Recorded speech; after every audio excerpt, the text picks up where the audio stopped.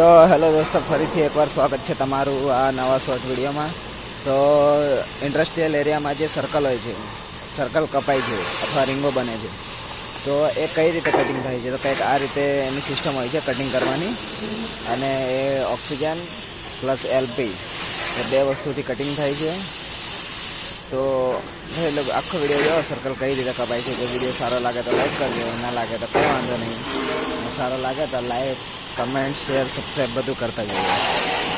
વિડીયોને જોવો અને મજા કરો.